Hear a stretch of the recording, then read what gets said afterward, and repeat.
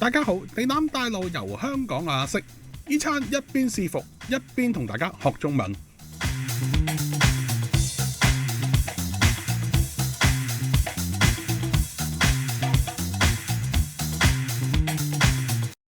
今日落意思室買完嘢就隨便揾啲嘢食，本來想入去食元記雲餃，不過見到下午茶時段佢都冇乜人呢，有啲淆底。咁又去附近呢間賓沙腩飯都係賣55蚊嘅，入去試下。鋪頭名我就唔識讀啊，我就叫翻佢做牛牛。好，大家一齊上下中文堂，3個牛字加埋係讀個賓字，意象就好似嗰啲動物大遷徙，一班牛喺度走嘅時候嘅感覺。所以同樣道理，好多棵木一齊咧就叫森，即係森林。好多個日字擺埋一齊就係蒸啊！大家又可以估下點樣意象出嚟。最後就係呢個品字，由3個口組成，即係代表好多人一齊講嘢嘅時候要立品。所以喺網上嘅討論或者留言，算唔算好多人一齊講嘢啊？咁又需唔需要立品呢？咁如果留言係用啲匿名 account 開嘅，係一個虛擬嘅身份，都冇人知係邊個，係唔係就唔需要立品呢？咁呢度就要反思翻，我哋所謂嘅立品係建構自己嘅聲望，定係一種自我嘅修行呢？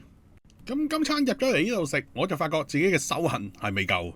雖然佢呢杯凍檸茶幾好飲，夠茶味，亦都有真嘅檸檬片，檸檬片嘅份量仲好足夠，連埋個賓沙腩飯都係賣55蚊。以今時今日香港人營商嘅態度，呢個價錢算發財兼立品。想多講下，飯同牛腩都係分開上，仲砌到好整齊下，亦都真係幾靚。不過你睇下廚師將牛腩嘅切法，應該對牛腩好有信心啊，因為個紋咧係咁樣，即係佢嘅刀工咧唔係嘗試去切斷啲纖維，但係食落又真係唔係好柴嘅啫。咁可能佢就係賓沙腩啊。咁如果係正常一般嘅牛腩咧，我諗都幾難嚼。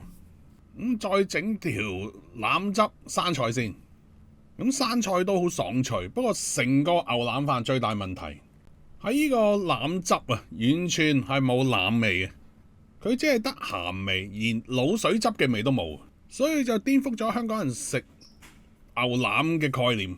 出事就全因呢個腩汁。佢嗰種死鹹嘅味道，令到你係潷唔到啲腩汁落個飯嗰度食。牛腩經呢個過鹹嘅腩汁炆過之後，其實係冇晒牛肉味，同時個腩汁亦都係冇牛肉味，所以就唔知食咗咩味。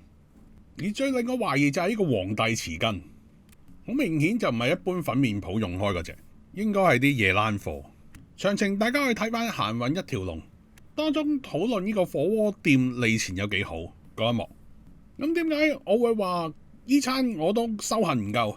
因為佢嘅評分係何其低嘅，真係低過2，我真係未見過。嗱，有好多人入去食嘅，而佢嘅裝修其實都有少少大陸風格噶啦。不過佢杯凍檸茶都好港式。咁香港咧從來都係一個移民嘅城市，我哋嘅先祖咧都喺大陸移過嚟。咁去到我呢一代咧，先係多一啲本地出身嘅人啦。所以香港好多老店名店其實都係大陸落嚟嘅移民開嘅。經過時間嘅洗禮啊，孕育咗一種香港嘅文化。但係近呢10幾年又多咗啲酸菜魚啊、湘菜啊、麻辣嘢啊。咁喺飲食文化上邊咧，又有另一波嘅衝擊啊！睇鋪頭嘅裝修都會睇到，因為已經冇咗舊時香港嗰種金漆招牌，而見裝修就食到味道。呢類新大陸風格嘅裝修咧，其實味道都係同傳統香港嗰種係唔同。